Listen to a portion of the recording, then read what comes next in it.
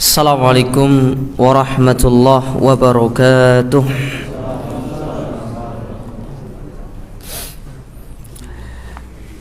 Innal hamdalillah nahmaduhu wa nasta'inuhu wa nastaghfiruh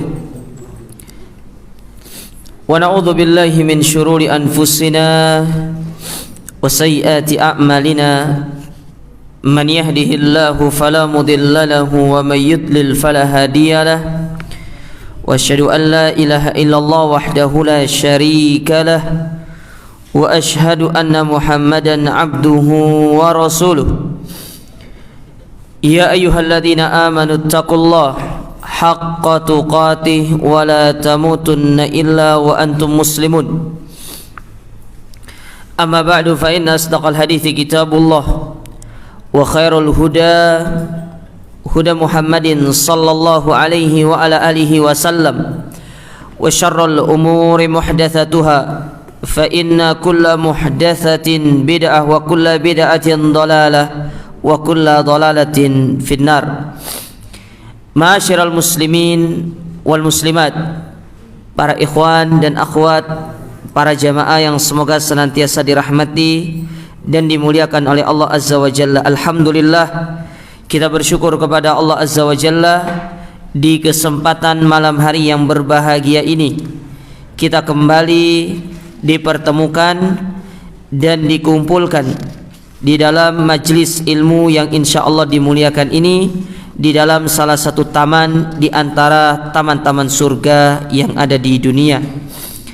Kembali malam hari yang berbahagia ini kita akan melanjutkan kajian kita dari kitab Kun Salafiyan Alal Jaddah, Jadilah Salafi Sejati, yang ditulis oleh Fadilatul Syekh Abdus Salam Ibn Salim As-Suhaimi hafizahullahu ta'ala.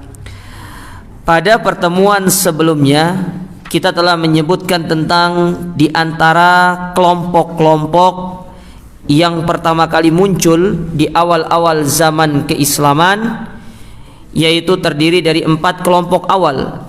Yang pertama yaitu Al-Khawarij.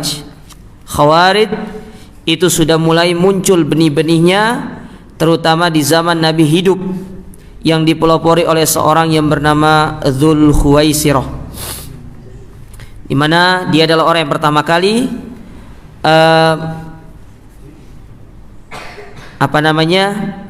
yang melakukan protes kepada Nabi SAW tatkala Nabi membagikan harta rampasan perang, dan Nabi menyebutkan dari orang ini akan muncul cikal bakal orang-orang yang akan semisal dengan dia, yaitu kelompok-kelompok Khawarij. Dan Nabi SAW telah menyebutkan tentang ciri-ciri Khawarij ini, diantaranya adalah hudatsaul asnan, sufahaul ahlam. Mereka itu muda tapi memiliki pemahaman yang sangat dangkal. Yamrukuna minad din kama yamruku sahmi minar ramiyah. Mereka itu beragama secara ekstrim, laksana busur panah yang menembus sasarannya, artinya melampaui boleh batas. Dan itulah yang terjadi pada kelompok yang disebut dengan Khawarij. Disebut dengan Khawarij berasal dari kata kharaja, yang mana Khawarij ini artinya orang-orang yang keluar, terutama keluar dari pemerintahan Ali bin Abi Thalib radhiyallahu taala anhu. Tapi cikal bakal awalnya sudah terjadi di zaman Nabi SAW, kemudian mulai berhembus ketika terbunuhnya Utsman bin Affan, dan mereka mulai mengeksiskan diri ketika di zamannya Ali bin Abi Thalib radhiyallahu taala anhu. Kemudian kelompok yang kedua yang kita sebutkan yaitu kelompok Syiah atau yang dikenal dengan Ar-Rafidhah, yang mana Syiah ini terbagi ke dalam beberapa sekte. Ada An-Nusairiyah, ada Al-Imamiyah dan yang lainnya, yang mana intinya orang-orang Syiah ini adalah orang-orang yang sangat mengagungkan Ali bin Abi Thalib dan menolak kekhalifahan Abu Bakar, Umar, serta yang mendahului oleh Ali bin Abi Thalib. Sehingga ada di antara mereka yang mengatakan Jibril itu salah alamat memberikan wahyu. Harusnya wahyu itu diturunkan kepada Ali, tapi diberikan kepada Muhammad sallallahu alaihi wasallam. Dan ini merupakan ucapan yang kufur dari kelompok Syiah. Kemudian yang ketiga, ada yang disebut dengan kelompok Qadariyah, Yang mana kelompok Qadariyah ini adalah mereka-mereka yang menolak akan takdir, bahwasanya Allah itu tidak mengetahui kecuali setelah terjadinya perkara tersebut. Menolak akan takdir Allah. Dan kelompok ini mulai muncul pertama kali tepatnya di Irak, yaitu di daerah Kufah. Kalau tidak Kufah, Basrah. Ya, yang mana Nabi SAW telah menyebutkan hal ini jauh-jauh hari, bahwasanya dari Irak itu akan muncul kelompok-kelompok. Nah, salah satunya adalah Al-Qadariyah. Ya, dan kelompok ini didisbatkan kepada akidah mereka, yaitu akidah mereka menolak akan takdir. Kemudian yang keempat, di antara 4 kelompok yang pertama kali muncul di zaman awal-awal Islam, yaitu Al-Mu'tazilah, yang ini dipelopori oleh muridnya Hasan Al-Basri yang bernama Wasil bin Atha, yang mana dia keluar dari pemahaman guru beliau Hasan Al-Basri karena tidak sepaham dengan Hasan Al-Basri dalam masalah pelaku dosa besar, di mana Hasan Al-Basri mengatakan pelaku dosa besar tidak kafir, tapi di akhirat dia tahta masyiatillah. Akan tetapi dia mengatakan di dunia pelaku dosa besar itu tidak mukmin, tidak kafir, akan tetapi di akhirat dia kekal di dalam api neraka. Dan ini salah satu akidahnya dari orang-orang Mu'tazilah. Ini 4 kelompok yang kita sebutkan pada pertemuan sebelumnya, dari 4 kelompok yang pertama kali muncul dan menyimpang dari akidah yang benar. Dan kemudian kita sebutkan juga pada pertemuan sebelumnya itu tentang nama-nama lain daripada Ahlus Sunnah. Di antaranya ada namanya At-Taifah Al-Mansurah, ada juga Al-Firqah An-Najiyah, ada juga Al-Athari, ada juga Ahlul Athar, ada juga namanya As-Salafi. Dan semua nama ini berdasarkan dalil-dalil yang disebutkan oleh para ulama. Jadi penamaan ini bukan penamaan yang tidak ada dasarnya, tapi memiliki dasar, baik itu dari ucapan Nabi SAW dan juga dari penjelasan para ulama. Tapi sekarang kita lanjutkan. Kalau yang punya buku itu di halaman yang ke-16, buku bahasa Arab ya. Nanti kalau buku bahasa Indonesia nanti bisa dilihat, yaitu coba dibuka firman Allah dalam surat At-Taubah. Ini masih bab-bab awal kok di dalam buku terjemahan itu. Dikatakan di sini, qala al-muallif hafizahullah, berkata penulis semoga Allah menjaga beliau, wa qad radiyallahu anis sahabah, dan sungguh Allah Subhanahu wa taala telah meridhai para sahabat, wa amman tabi'ahum bi ihsan, dan orang-orang yang mengikuti mereka. Maksudnya mengikuti mereka itu mengikuti para sahabat ya, dengan baik. Di dalam firman-Nya dalam surat At-Taubah pada ayat yang ke-100, kata Allah Subhanahu wa taala, was-sabiqunal awwalun minal muhajirin wal ansar, dan orang-orang yang mendahului kalian dalam keimanan, baik dari kalangan muhajirin dan ansar. Jadi ayat ini adalah ayat yang sangat jelas, yang menjelaskan kepada kita Allah memuji para sahabat, karena di situ secara jelas Allah menyebutkan muhajirin dan ansar. Ya, muhajirin dan ansar. Lalu apa kata Allah? Walladzina tabauhum bi ihsan, dan orang-orang yang mengikuti mereka. Jadi hum, ya, hum di situ, kata-kata hum di dalam ayat itu kembali kepada al-muhajirin dan ansar. Jadi yang kita ikuti itu para sahabat, bukan mengikuti selain sahabat. Tapi mungkin timbul pertanyaan dalam diri kita, jamaah, Ustadz, kenapa kok Allah di situ menyuruh kita untuk mengikuti sahabat? Kenapa tidak mengikuti Nabi? Maka jawabannya otomatis kalau mengikuti sahabat pasti mengikuti Nabi, karena sahabat itu adalah muridnya siapa? Muridnya Nabi. Allah menyebutkan sahabat di sini untuk penegasan bahwasanya beragama itu mengikuti mereka, karena mereka itulah yang telah melihat bagaimana Nabi itu mempraktekkan agama yang mulia.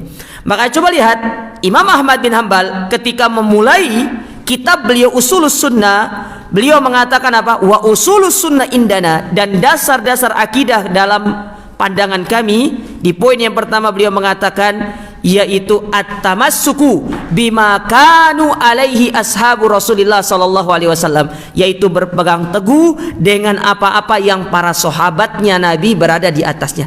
beliau sebutkan sahabat, tidak disebutkan nabi. Itu menunjukkan bahwasanya pemahaman agama ini kembali kepada pemahaman sahabat, bukan kepada pemahaman selain mereka.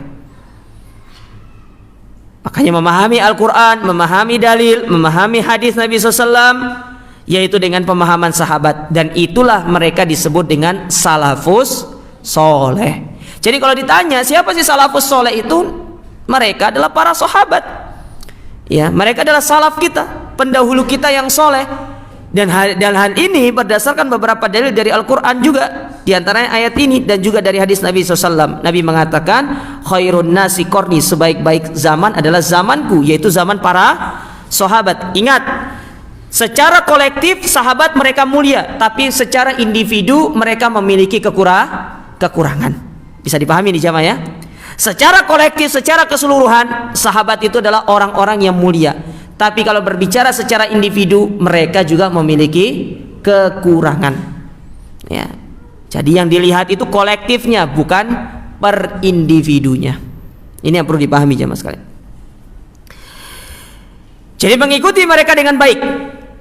Bagaimana mereka mencontohkan agama ini, bagaimana mereka melaksanakan syariat ini, kita mengikuti mereka.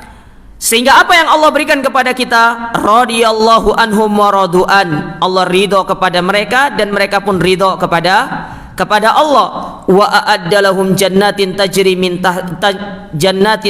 tahtahal anharu khalidina fiha abada, dzalikal fawzul adim. Maka merekalah yang telah Allah siapkan surga-surga yang mengalir di bawahnya sungai-sungai, mereka kekal di dalamnya selama-lamanya.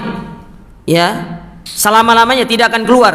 Dan perlu antum garis bawahi, orang masuk surga tidak akan pernah keluar. Beda orang masuk neraka. Orang masuk neraka kalau dia beriman, dia tidak pernah melakukan perbuatan syirik, maka dia akan dikeluarkan dari neraka. Tapi kalau orang sudah masuk surga, nggak ada ceritanya dia keluar lalu dimasukkan ke dalam api neraka. Itu bedanya. Ya. Makanya bersyukur tatkala nanti kelak kita sudah langsung dimasukkan surga, tidak mampir ke dalam api neraka. Ya, dan semoga kita dimasukkan surga tanpa hisab. Ya, tanpa hisab, tanpa azab gitu kan. Ya, sebagaimana cita-citanya orang-orang yang di luar sana, kecil dimanja, muda foya-foya, tua kaya raya, mati masuk surga. Ya. Luar biasa itu.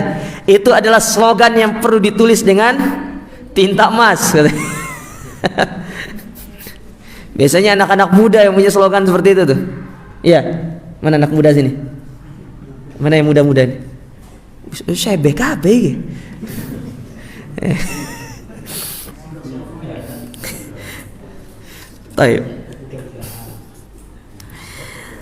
Jadi ayat ini ayat yang secara tegas menyebutkan tentang sahabat, dan ini dikuatkan oleh para ulama tafsir. Nanti tuh bisa buka tafsir Ibnu Katsir, tafsir yang lainnya. Ini ayat yang menjelaskan tentang khusus Allah turunkan ayat ini khusus para sahabat.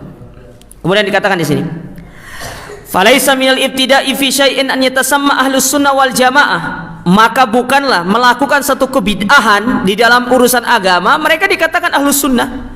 Yang namanya ahlus sunnah itu mereka berpegang teguh kepada sunnah. Sunnah itu artinya yang telah dicontohkan oleh Nabi. Kalau tidak dicontohkan namanya bid'ah. Coba secara bahasa, bid'ah itu apa artinya? Bid'ah itu artinya perkara baru secara umum. Ya. Ini air mineral ini bid'ah secara umum. Emang di zaman Nabi ada yang jual air mineral kayak gini? Nggak ada. Bid'ah secara umum. Makanya bid'ah secara bahasa itu mencakup urusan agama, mencakup urusan dunia. Tapi yang lebih dispesifikkan, bid'ah yang terlarang itu adalah bid'ah dalam urusan agama. Antum mau bid'ah dalam urusan dunia, tidak ada yang larang jamaah. Tapi yang dilarang itu adalah bid'ah dalam urusan syariat. Itu yang dilarang. Karena urusan syariat adalah urusan baku. Ketika Allah sudah menurunkan ayat al-yauma akmaltu lakum dinakum wa atmamtu alaikum, itu tandanya Allah sudah memberikan stempel, tidak boleh ditambah, tidak boleh dikurangi. Tidak boleh ditambah, tidak boleh dikurangi. Itu sudah stempel paten. Ibarat kata obat itu adalah obat paten gitu loh. Ya, tidak bisa lagi untuk dirubah-rubah. Mau digeser 1 derajat pun tidak bisa. Tetap ya seperti itu agama itu. Apa yang datang dari Nabi, maka itu yang kita lakukan. Yang tidak datang maka tidak dikerjakan. Oleh karenanya Imam Malik rahimahullah, beliau pernah mengatakan dalam sebuah nasihat beliau yang sangat indah. Beliau mengatakan apa? Man ibtada'a fil islami bid'atan yaraha hasanatan faqad za'ama anna Muhammadan khana risalah li'anna Allah ta'ala yaqul al-yawma akmaltu lakum dinakum wa atmamtu 'alaikum ni'mati wa raditu lakumul islam dinan. Faman lam yakun yawma idzin dinan lam yakun yawma idzin dinan. Barang siapa yang melakukan satu perkara baru dulu dalam urusan agama, lalu dia memandang itu adalah perbuatan baik, dinisbatkan kepada syariat, maka itulah disebutkan dengan bid'ah. Karena Allah telah mengatakan dalam surat Al-Maidah tadi, Allah sudah menyempurnakan agama ini. Allah telah memberikan stempel ya kepatenan terhadap agama ini. Bahkan Imam Malik mengatakan apa yang tidak jadi agama pada waktu itu tidak akan bisa jadi agama meskipun itu nanti sampai datang hari kiamat.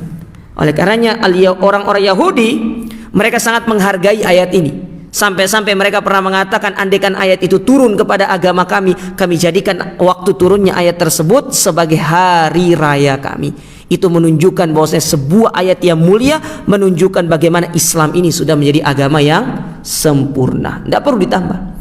Kayak kita ya, diciptakan sempurna gitu loh. Ada 2 mata, ada 1 telinga, 2 telinga 1 hidung. Bayangkan antum tambah telinga lagi 1, kira-kira bagus atau enggak? Taruh di mana telinga itu? Tidak usah lah tambah 1, mata hilang 1 saja tidak enak rasanya. Dikatakan ditambah cacat, dikurang pun cacat namanya. Tambah 1 namanya cacat, dikurangi 1 namanya cacat. Sempurna itu apa yang telah Allah tetapkan, itu namanya sempurna. Jadi sama dengan agama ini. Cara ibadahnya, muamalahnya, akidahnya telah disempurnakan. Tinggal bagaimana kita mengambil, mencontoh apa yang telah diajarkan oleh Nabi, dipraktekkan dalam hidup. Apa yang tidak dicontohkan Nabi sudah tidak usah dikerjakan. Yang telah dipraktekkan Nabi, dicontohkan Nabi, diajarkan kepada para sahabat, itulah yang kita lakukan. Makanya Islam itu adalah agama yang simpel. Cuma yang menjadikan agama ini berat adalah diri kita sendiri saja. Maka tidak dikatakan dengan ahlus sunnah bis salafiyin, apalagi salafiyun. Id innal mustalah salaf yusawi tamaman mustalah ahlus sunnah wal jamaah. Karena istilah salaf itu sama dengan istilah ahlus sunnah wal jamaah.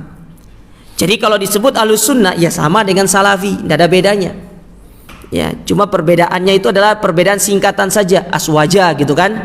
Nah, itu aja bedanya. Namanya ahlus sunnah wal jamaah itu ya salafi. Apa sih artinya ahlus sunnah? Ahlu itu artinya orang-orangnya. Sunnah yang berpegang teguh dengan sunnah.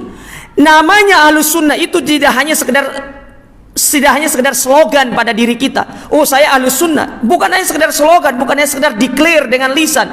Namanya kalau orang sudah menisbatkan dirinya kepada ahlus sunnah, maka itu harus diwujudkan dalam bentuk perbuatan. Bukan dengan hanya sekedar ucapan. Orang ngomong itu bisa, tapi harus diwujudkan dengan apa? Perbuatannya. Mana realnya? Seperti seorang penyair mengatakan, kullun yadda'i wuslan bilaila wa laila lam tukir lahu bidza. Semua orang berhak mengatakan aku punya hubungan sama Laila, tapi Laila tidak pernah mengklaim dirinya punya hubungan sama laki-laki yang mengaku orang itu. Tidak pernah. Semua orang berhak mengaku dirinya ahlus sunnah, tapi cara untuk kita menilai orang itu ahlus sunnah atau tidak tercermin dari amal ibadahnya. Contoh, mencontoh Nabi atau tidak, sesuai dengan ajaran Nabi atau tidak, itu caranya. Maka barometer orang itu dikatakan ahlus sunnah atau tidak bukan hanya sekedar dari lisan. Orang dengan lisan itu gampang, tapi yang paling utama itu dengan perbuatan. Itu yang paling utama. Sholatnya sesuai sunnah enggak, ibadahnya sesuai sunnah enggak, yang paling utama akidahnya sesuai dengan sunnah Nabi atau tidak. Ya. Banyak orang mengaku akidah ahlus sunnah, tapi giliran masalah yang paling sangat sensitif tentang kepemimpinan, mereka jauh dari tuntunan Nabi. Maka mereka belum dikatakan sebagai ahlus sunnah. Ya. Banyak orang yang mengatakan ahlus sunnah, Banyak orang di luar sana mengatakan ahlus sunnah, tapi masalah-masalah yang sifatnya itu menjadi pembeda antara ahlus sunnah dengan ahlul bidah, justru mereka terjatuh ke dalam perkara tersebut. Maka ini yang perlu untuk dipahami jamaah sekalian. Ya, menyandang nama ahlus sunnah, menyandang nama salafiyun itu bukan hanya sekedar slogan, bukan hanya sekedar sebuah papan nama yang kita boleh bawa kemana-mana, tapi yang dituntut dari semua itu adalah prakteknya, wujud realnya diwujudkan dalam bentuk kita mencontoh apa yang telah dicontohkan oleh Nabi dan para sahabatnya. Itu yang paling utama. Makanya dikatakan oleh Syekh di sini, istilah ahlus sunnah dengan salafi itu sama, tidak ada bedanya. Ya, kembali kepada tujuan yang satu, yaitu kembali kepada generasi pertama dari umat ini, yaitu para sahabat dan Nabi SAW. Makanya mereka disebut dengan ahlus sunnah atau disebut juga dengan salafiyun. Wa yudraku dzalika bi ta'ammulil istima'i kulli minal mustalahaini fi haqqis sahabat. Dan kedua istilah ini, kata Syekh, itu kembali kepada sahabat. Contoh salaf. Salaf itu artinya orang terdahulu. Kalau kita mau melihat sejarah, maka orang-orang terdahulu dari umat ini tentu adalah para sahabat. Kalau dikatakan bahwasanya ahlus sunnah, maka orang yang paling berpegang teguh dengan sunnah adalah para sahabat. Jadi orang yang mengikuti sahabat otomatis dia akan mengikuti sunnah. Jadi ini adalah istilah yang sebenarnya kembali kepada satu muara. Mau disebut nanti salafiyun, mau disebut dengan at-taifah al-mansurah, mau disebut dengan al-firqah an-najiyah, mereka akan bermuara kepada yang satu, yaitu sahabat Nabi sallallahu alaihi wasallam. Makanya kenapa pemahaman sahabat itu sangat penting, harga mati, tidak boleh ditinggalkan. Karena orang yang paling memahami tentang agama yang mulia ini adalah mereka para sahabat. Fahum as-salafus soleh, yang mana sahabat ini adalah pendahulu kita yang soleh. Wahum ahlus sunnah, dan mereka adalah ahlus sunnah. Fakama yasihu lana al-qaul, maka sebagaimana ada sebuah ungkapan yang sering ada di antara kita, bahwasanya ada yang mengatakan sunniyun. Sunniyun itu adalah nisbat kepada ahlus sunnah. Ada juga perkataan salafiyun, yaitu nisbat kepada salaf.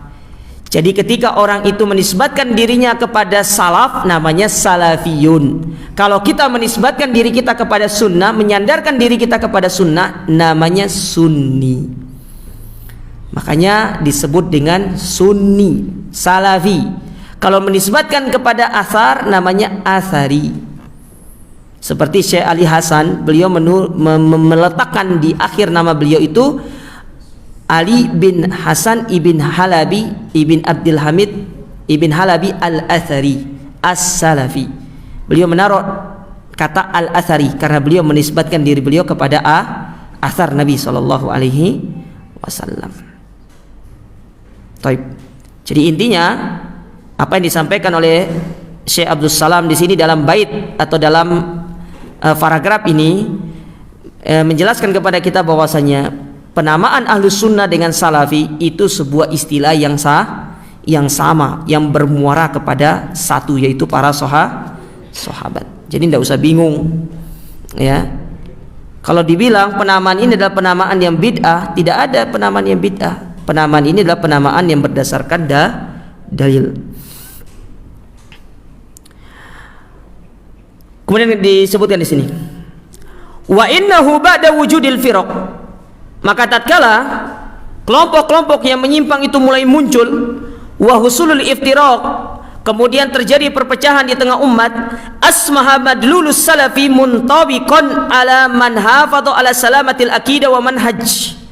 Maka istilah salaf itu menjadi istilah yang harus benar-benar kita praktekkan, kita bakukan di dalam kehidupan kita, dalam rangka untuk menyebut diri kita sebagai orang-orang yang masih menjaga akidah yang benar. Jadi kalau antum masih berada di atas akidah yang sahihah, tidak masalah antum mengatakan diri antum salafi.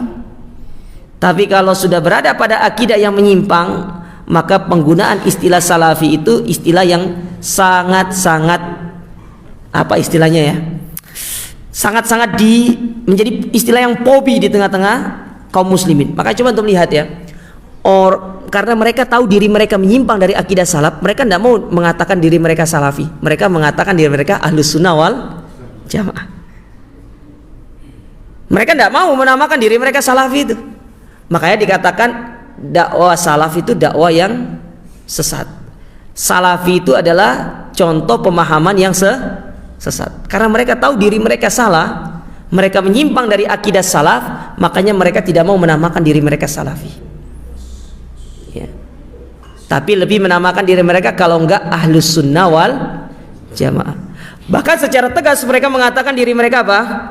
Mereka akidah ahlus sunnah wal jamaah al-asy'ariyah maturidiyah. Nah, mau mereka menamakan diri mereka salaf karena mereka tahu ketika menamakan diri mereka salafi, konsekuensinya apa? Akidah-akidah yang menyimpang dari mereka harus mereka tinggalkan dan mereka kembali kepada akidah yang sahihah. Sementara yang menyebabkan mereka tidak mau meninggalkan akidah yang menyimpang itu bukan lantaran karena perbedaan pendapat, karena perbedaan pendapatan. Paham jemaah? Jadi yang membedakan itu bukan pendapat, tapi imbuhan an itu penting di belakang itu. Ya. Ujung-ujungnya duit.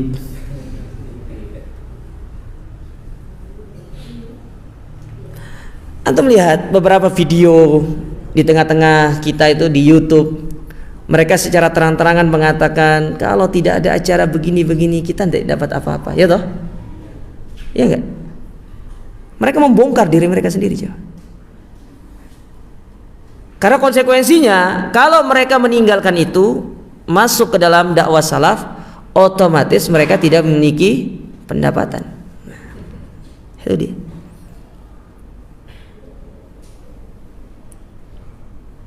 Hadza huwa. Dan ini sudah terjadi sejak lama dahulu. Antum tahu kenapa Abu Jahal, ya kemudian para pembesar-pembesar Quraisy, mereka tidak mau masuk Islam itu. Salah satu sebabnya karena urusan dunia, karena fulus ya. Itu salah satu sebabnya.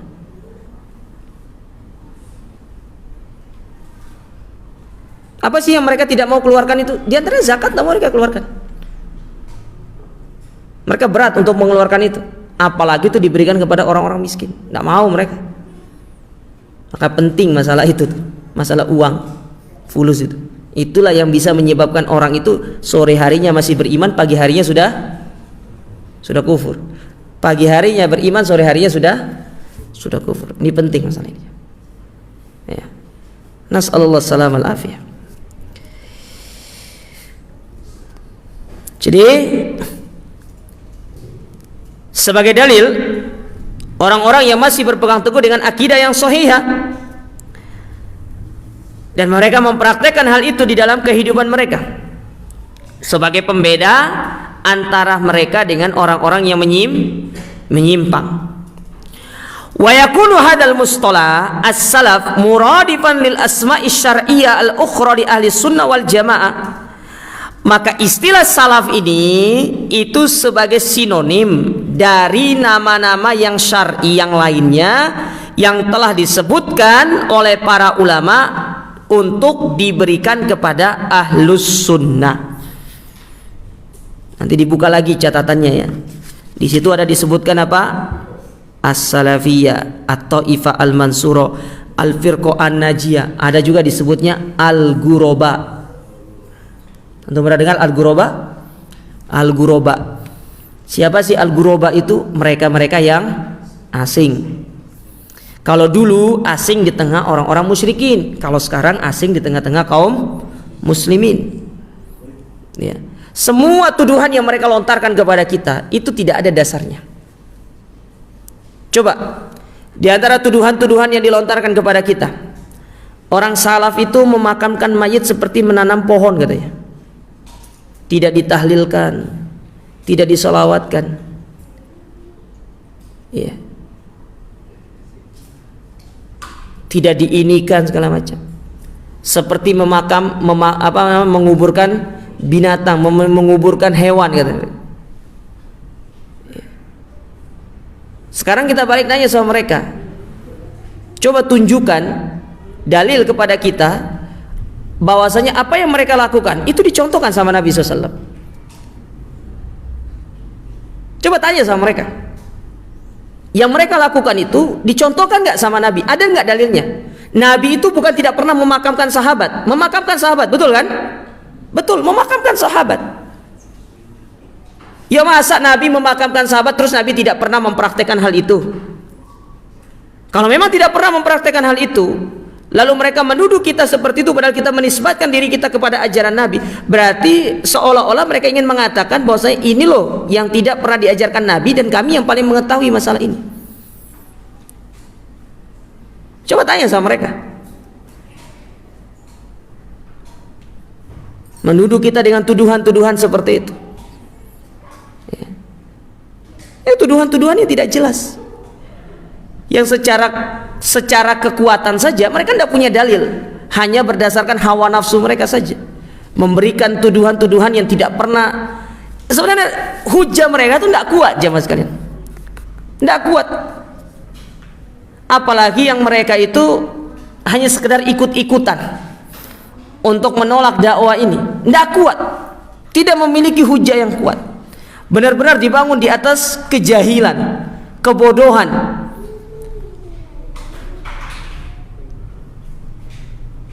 Dan ini yang sangat disayangkan di tengah-tengah kaum muslimin, ya, menjadi PR besar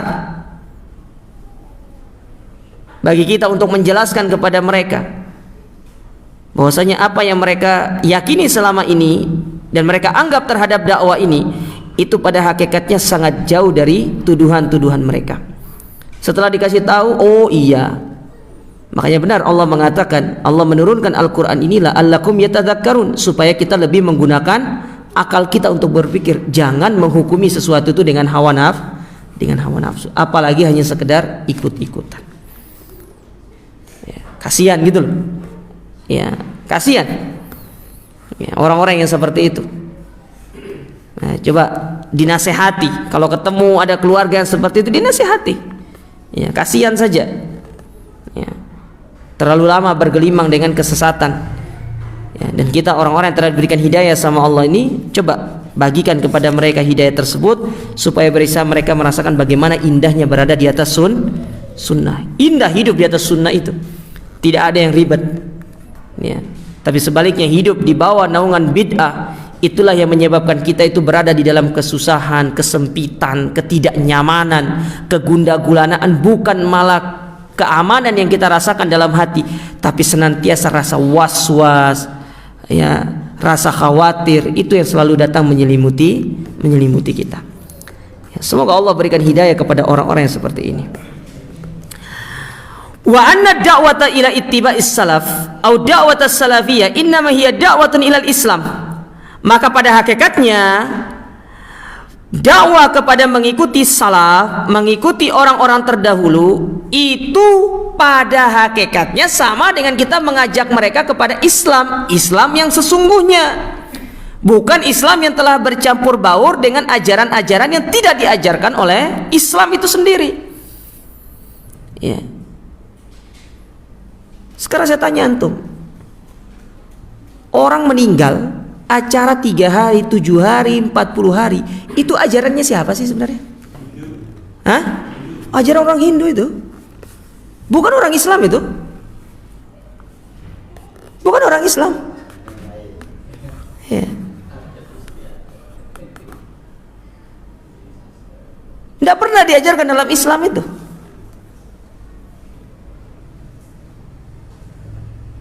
Tiga hari, 7 hari, nanti 1000 hari, apa istilahnya, haul gitu kan.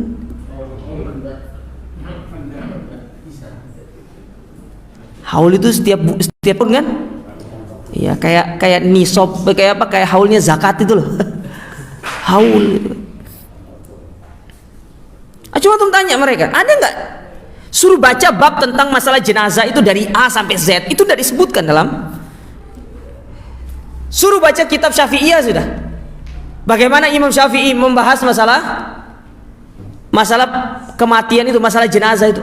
Tidak disebutkan dalam hal itu. Suruh baca kitab induknya Imam Syafi'i, Kitabul Suruh baca itu. Nggak ada disebutkan. Tapi justru itu diadopsi dari acaranya orang-orang Hindu. Orang-orang Hindu.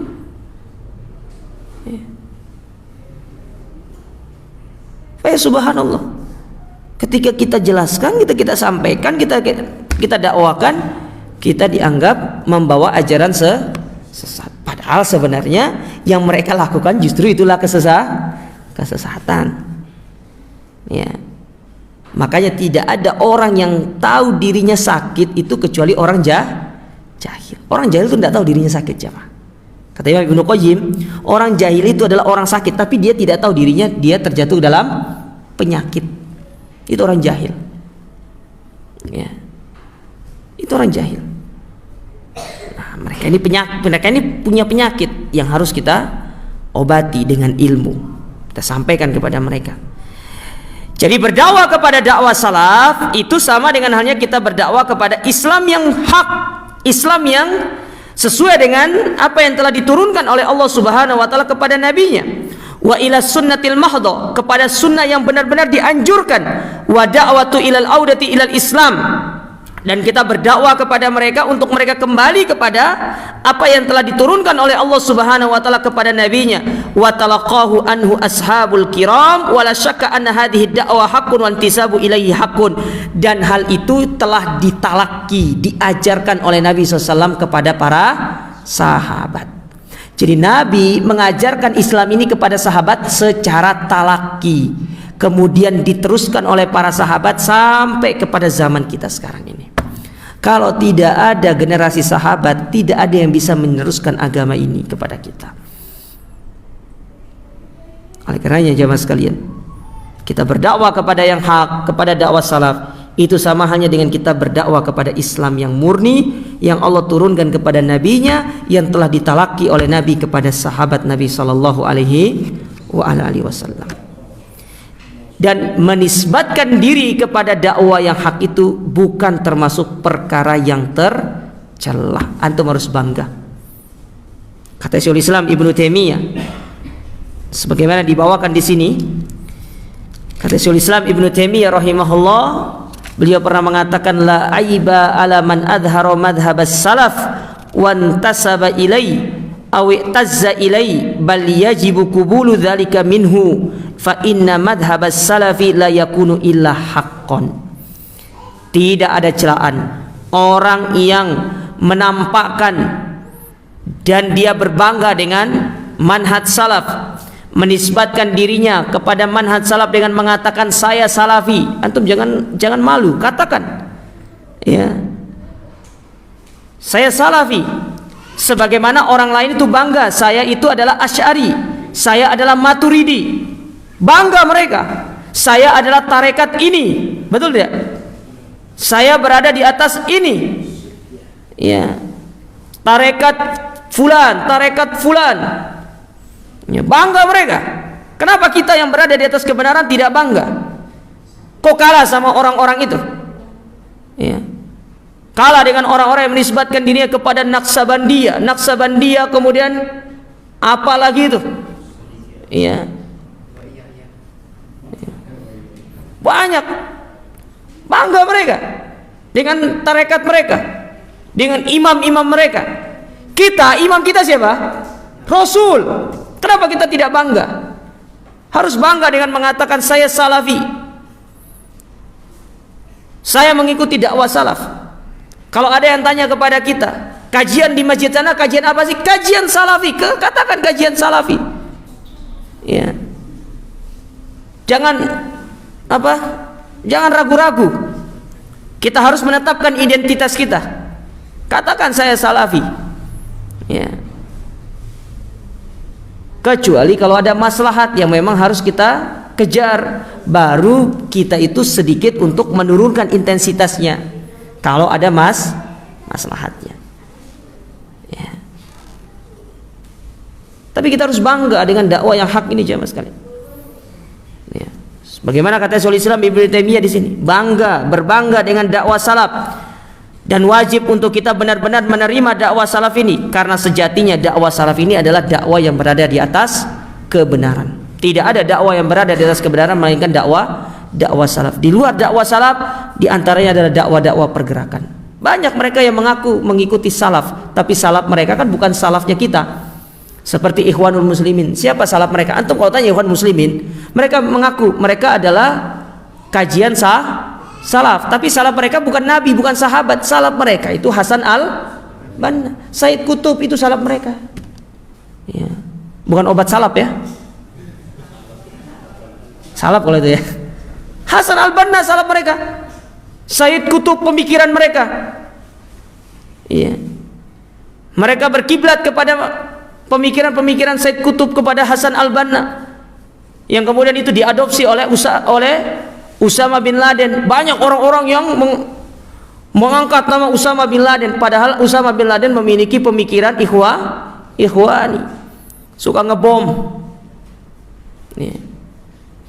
Mereka suka membuat harakatut tansiriyah, yaitu dakwah pergerakan dakwah bawah tanah ya, menyiapkan militan-militan yang siap untuk berdakwah dengan cara yang tidak sesuai dengan dakwah salaf. Nah, itu lihat banyak di luar sana itu ya, pemikiran-pemikiran mereka justru berkembang itu di kampus-kampus. Nah, hati-hati para mahasiswa ini.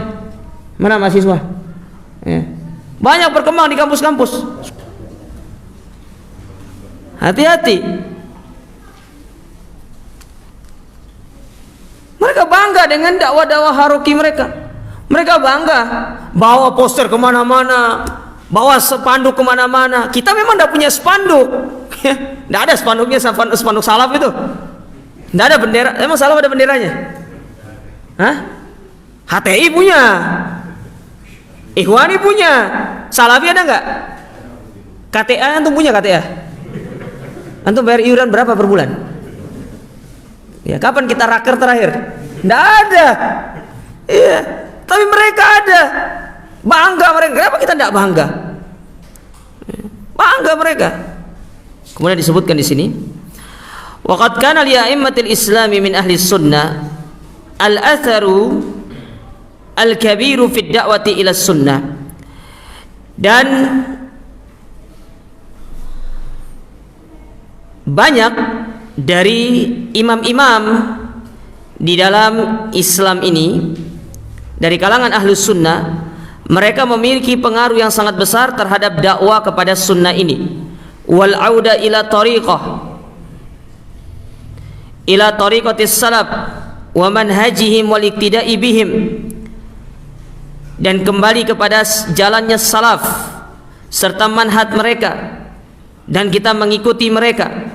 Wa min haula'il a'immah, dan di antara imam-imam tersebut di antaranya Malikun, Imam Malik, Syafi'iyun, yaitu Imam Syafi'i, wa Ahmad, Imam Ahmad, wa Ibnu Huzaimah, Imam Ibnu Huzaimah, wa Ibnu Abi Asim, Imam Ibnu Abi Hasim, wal Asbahani, Imam Al-Asbahani, wal Ajurri wa ghairihim, dan Imam Al-Ajurri.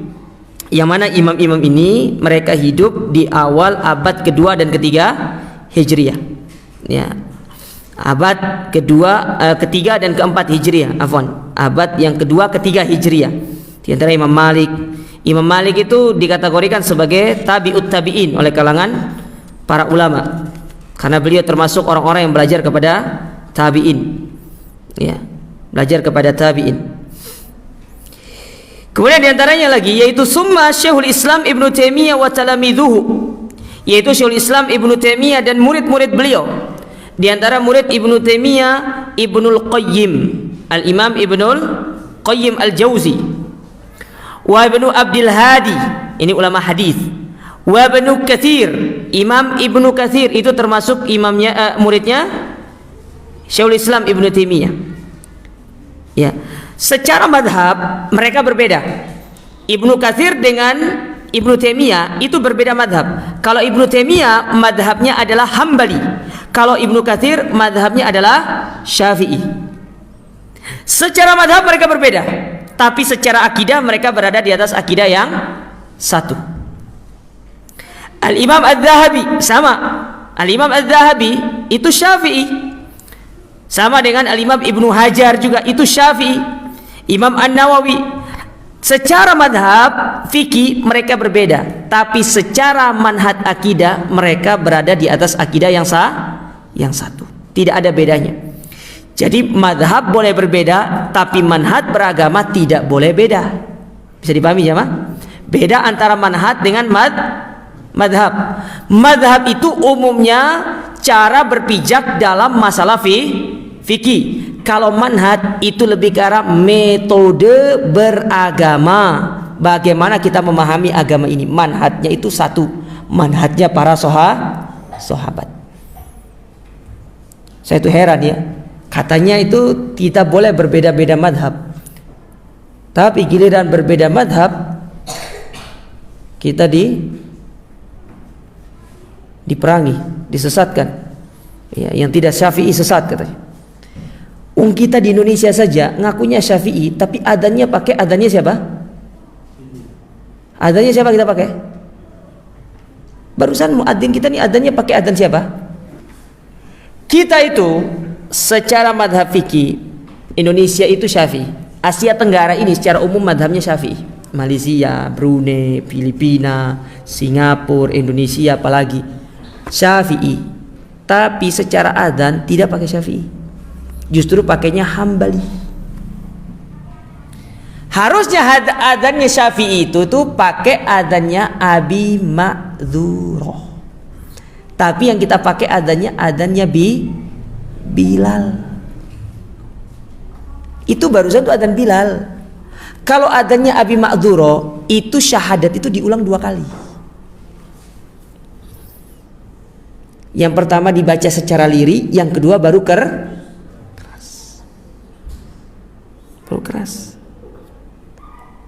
Itu saja menunjukkan bermadhab itu tidak wajib.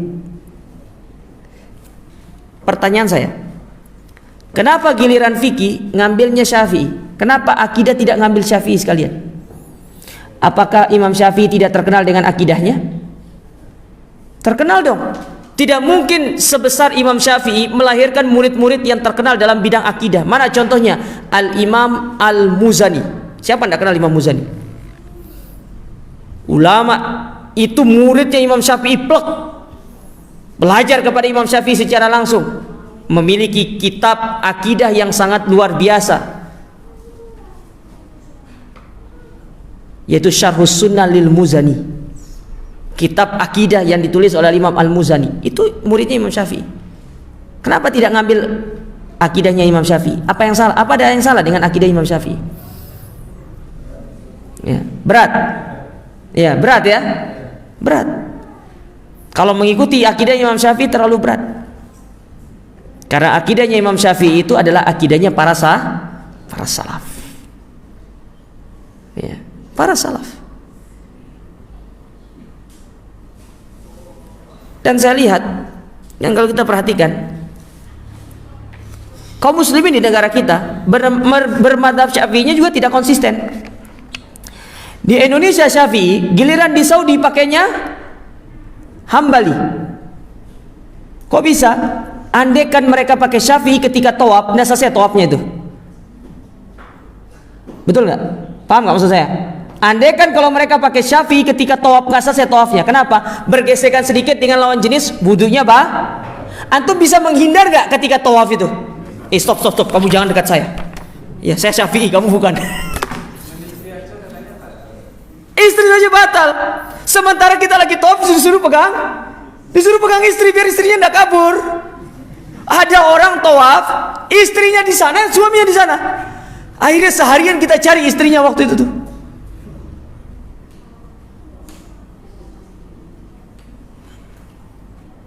Fa subhanallah jemaah. Giliran sampai sana pakainya katanya kita toleransi kalau di sini pakai Hambali katanya. Antum pakai Syafi'i madhabnya. Jadi kalau habis wudhu nggak boleh sentuh istri, nggak boleh cium istri. Sementara Nabi sholat dalam kondisi memegang kaki harusnya batal nggak? Batal nggak? Batal tidak? Tapi Nabi sholat tuh nggak batal tuh.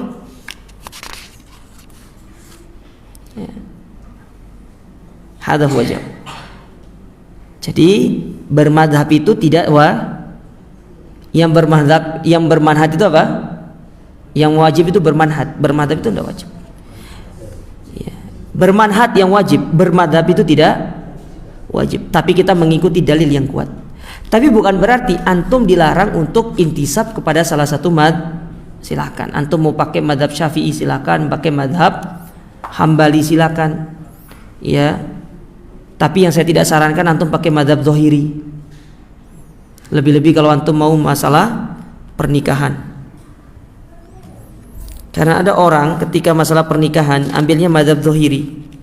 Kenapa? Kalau ta'aruf itu boleh dilihat seluruh tubuh wanitanya. Masalahnya kalau cocok oke, kalau nggak cocok gimana?